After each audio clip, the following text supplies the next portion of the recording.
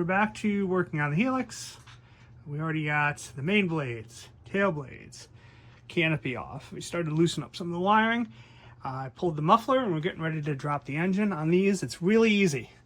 There's essentially 6 screws on each side, 2 at the base plate, 2 at the base plate, and 2 on the motor mount. Same 6 on the other side. So a dozen screws.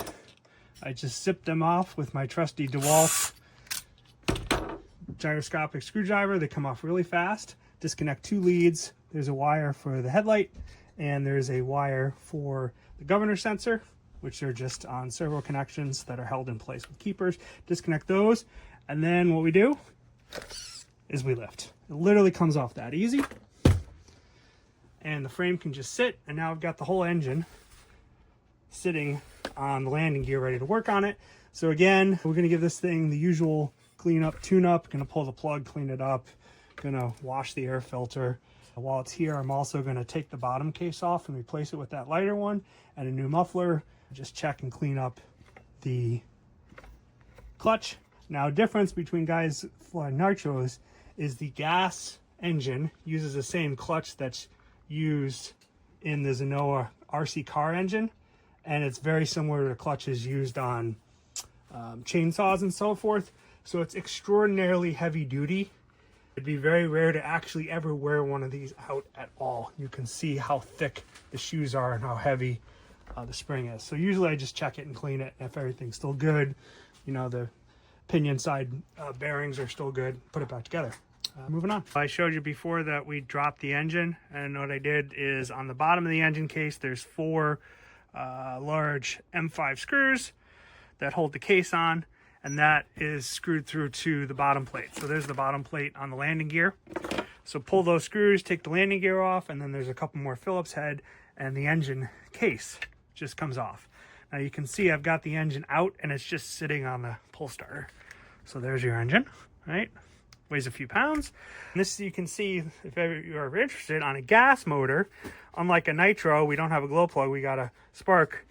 But these guys are magneto. They're not electronic ignition like is typical with airplanes.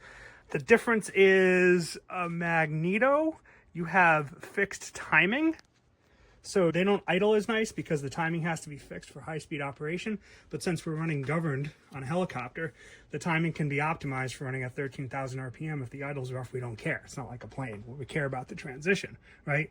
The benefit, the trade-off, so it's doesn't start and idle as easy as an electronic ignition, but the trade-off is it's extremely simple and it's light. Magnetos have been used in airplanes since basically the First World War, if not even before. They never ever fail. They don't require a battery. All you got is a coil and a magnet on the flywheel, and when the magnet goes by, it creates a little bit of electricity in the coil, which boom, is connected straight to the spark plug. Very simple, nothing to fail. We like that reliability on the heli. You can also see in here the governor sensor. We're using that same magnet to give our governor sense. So there's just a Futaba governor sensor that's mounted right there on this nice little bracket that we also get from Carrie Shirley's gas-powered helicopters. You can just glue it to the outside, but I like this setup. And when that magnet goes by, it triggers the governor signal and then fires the spark plug. So it's pretty simple. We're replacing with this 3D printed from Blackout Mods, and I just pulled out the scale. I can show you the weight we're going to save. So here's my old postage scale. So existing cover 4 ounces with the studs that we mount. New one 2.2. So we're saving 1.8 ounces or so, which is not bad. By the way, I weighed the mufflers and we're saving 5 ounces on the muffler. So 5, 6, we're up to 7 ounces, almost a half a pound of weight savings already. And I haven't gotten into servos and things, so pretty cool. Moving on. See you guys later.